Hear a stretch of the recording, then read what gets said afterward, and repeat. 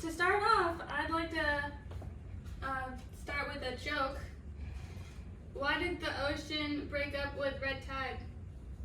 Because it couldn't handle the toxic relationship. That's pretty good. So, I'd like to start off with the causes and effects of red tide. Being we live in a coastal city and near the beaches.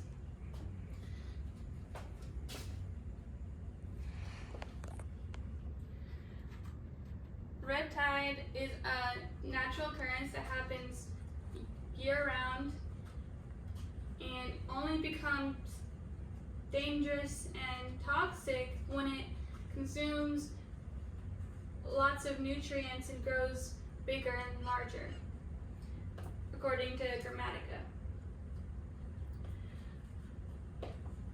Red tide usually appears in the summer because warmer water makes for better breeding ground for red tide blooms as they eat more and the water is hotter than usual. Red tide also goes by for many other algae blooms. So the one specifically to Florida is called, can you guess? The Florida red tide? It is called Carina brevis, and it is an algae that is frequently visited the Gulf of Mexico and the southwest shore of Florida, according to Pierce and Henry.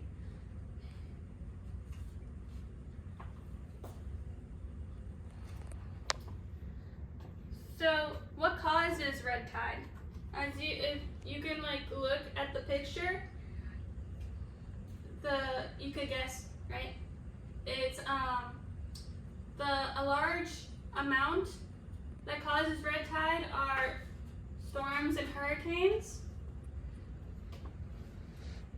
and it's because of all of the ocean runoff that recycles the nutrients on the bottom and brings it to the surface.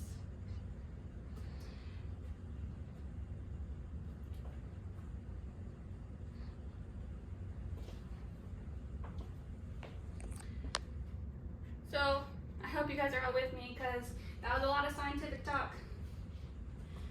But what are the effects of red tide? There are toxins that are produced by the algae called brevetoxins, and according to Shumway, the neurotoxins are also heat stable and they can't be detected in food through sight or taste or smell.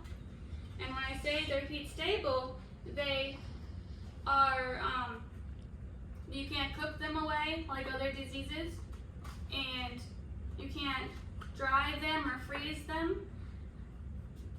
They will remain unaffected. So you're still eating all of the toxins and will get sick. But the winds play a major factor with red tide, because if the winds are moving onshore, then people are more likely to get affected by the toxins in the air. Some symptoms are coughing. Coughing is the most common, even for people without respiratory issues. And then there's also irritation in the skin and a sore throat, according to Stumpf. So we have such a hard time dealing with red tide, how do we think the sea creatures that live in the ocean have to deal with it? And especially manatees and sea turtles, whose main diet is algae. They can't determine what is toxic and what's safe to eat, according to Gomez. Has anyone ever wondered what changes the water color? Though the water color is changed because of concentration in algae blooms.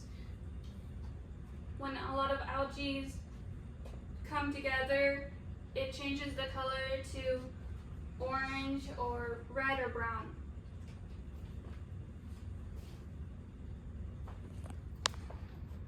Did anyone ever wonder or think that red tide, algae, microscopic algae, could affect our economy? Well, turns out it can. Tourists and local residents avoid the beach like the plague when there's a red tide bloom in progress, according to Stumpf. Also, seafood industries take a big hit because they don't want to be selling toxic and poison food to their distributors and the consumers, which is us. Also, did you ever, there's an estimated amount of $500 million, US dollars, in the United States that gets lost during a red tide bloom, and half of that is because of the public health and welfare